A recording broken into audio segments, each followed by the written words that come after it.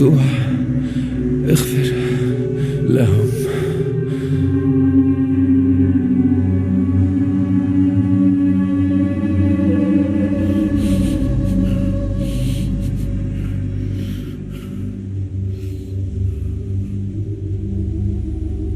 ISIS slaughtered the men one by one, hoping that some would deny their faith.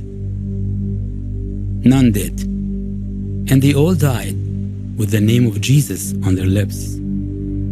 On February 15, 2015, ISIS published a 5-minute video showing the beheading of the Christians. The act was condemned by Muslims and Christians alike.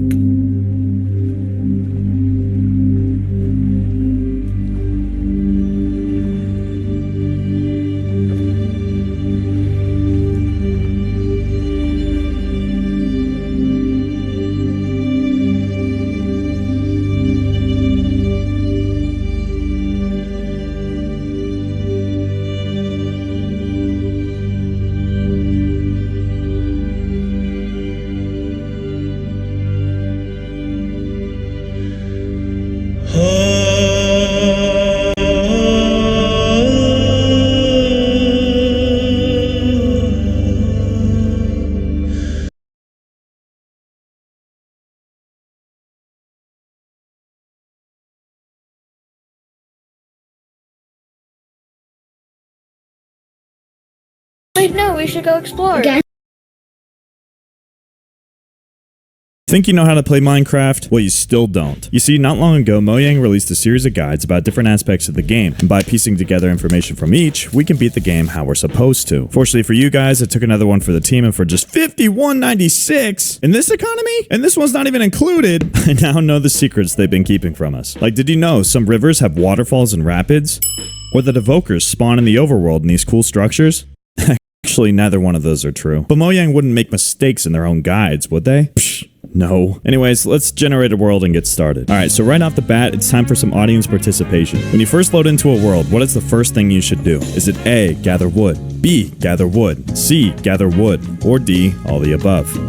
The answer's D, all the above. I don't know why it'd be anything other than that. Oh, dirt pillar. Yeah, no, we don't build that until step 9. I guess that actually isn't the first thing you should do. Alright, rough start, but day 1 continues as you might expect. After gathering 4 wood, no more, no less, you craft exactly 16 planks. Then, craft exactly 8 sticks. Next, make some wood tools. And then finally, build yourself a home that'll make your neighbors jealous. And that's all for day 1. Don't you dare do anything more than what the guide says.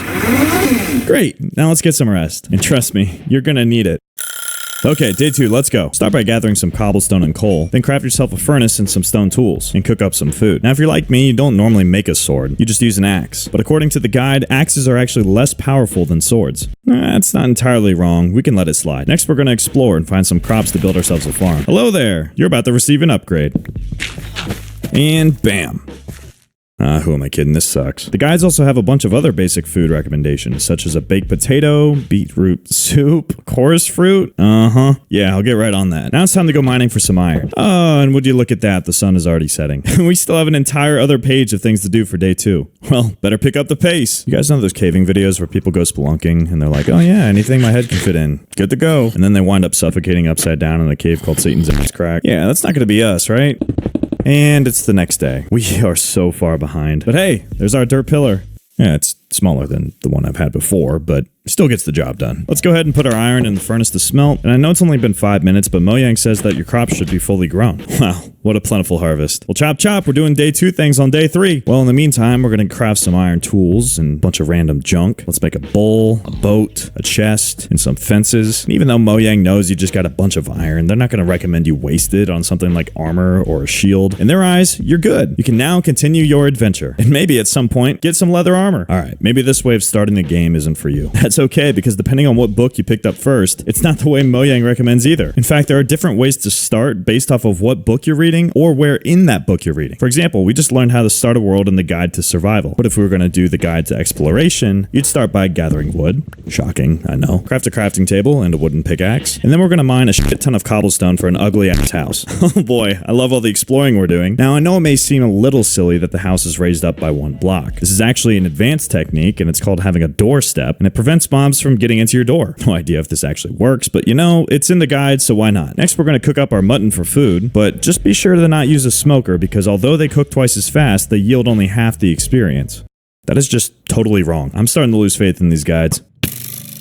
Glad they made me put a window here. Alright, I know we've been doing a bunch of other stuff, but now the guide actually talks about exploring. When planning our routes, the guide tells us to carry items to help us find our way. Like a compass, because you totally don't need redstone for that. Or better yet, a lodestone. That totally doesn't need a netherite ingot to craft at the time of writing these books. Thank God it's an iron ingot now. But if you're too broke for that, dirt towers and maps might be more useful. But even if that's too much, it may be helpful to know that the sun and moon rise and set in the east and west. Or that clouds always travel westward. Or that stars also turn westward. Or that, if you see sunflowers, they always point east. These seem more like fun facts than viable ways to navigate. Like the next time my friend asks how to get to the base, I'm just going to tell him to walk east. Alright, so the guide to exploration. Not much exploration was had, but let's say we wanted to do something quicker than that. Fortunately for you, there's a third setup we could try. The speedy setup. Step 1. Enable the bonus chest. Whoa! Yeah, that feels like cheating, but Mojang allows it, so no need to gather materials. We're going to be taken care of. What's nice about the speedy setup is we can skip to a stone pickaxe and then go find iron. And with that iron, we can make some iron tools and some armor. And now that we have good gear, we can raid some structures. It's tax day! Oh, look who decided to show up. Thank you for your cooperation. After raiding structures, we can now find a cave to settle down and call our home. You know, outside of the bonus chest, the speedy setup is actually pretty good. We've ended up with the best gear in the quickest amount of time. Speaking of gear, one of the guides tells us that we should be carrying extra armor, emphasizing how important it is. Good thing the other guide told us to do that. Another cool thing is that a full set of the same armor gives you bonus armor points. Actually, no. That's just completely wrong. Did they have this book, like, proofread at all by anyone who knows how to play the game? While we may not have been told to keep a shield with us, it is recommended that we carry a boat, furnace, torches, and some wood when we're ready to explore. And generally, this is good advice. I'm just wondering why the official Mojang guide has shaders, because until recently, there's no official way to have that in the game. Yeah, it's okay. We can just let it slide. There haven't been any other mistakes, right? The guys have a lot of other advice, too. Like if we were going to fight mobs, we can build up two. Yeah, that's definitely two blocks high when we're in danger. Oh god! Or even build panic shelters out of dirt. Thankfully, the mobs are courteous and give us some time to set up. No freaking way. Do my eyes deceive me? The almighty doorstep. You know, this is actually working. Oh, now here's the real test. Oh, fuck. Alright, it's time to go underground. We need to start mining and preparing for the nether. Mojang recommends we bring a sword, bow, pickaxe, water bucket, wood, food, and torches. Also, this hotbar has 10 slots. What is that torch texture? Now, when it comes to mining, Mojang actually has some pretty good advice, such as putting torches on the right-hand side of the wall so it's easier to find your way back out, branch mining to be more efficient, and even using subtitles to determine where noises are coming from. But in terms of what we need for the nether, Mojang is kind of giving us mixed signals. I mean, take armor, for example. What armor do they recommend? We got just a diamond helmet and diamond swords, completely naked with diamond swords, or just a golden chest plate? Yeah, let's just go with gold. You'll see why later. Putting torches only on the right-hand side of the wall is actually pretty handy, as long as you don't walk into a room that's a giant circle. Hey, we got some diamonds. Oh, nice. More diamonds. Oh yeah, we can make the compass that Mojang wanted us to make. Wow. Now I know where world spawn is. Too bad our house isn't anywhere near there. Oh, nice. It's one of those... Would you guys just leave me alone? All I need is gold.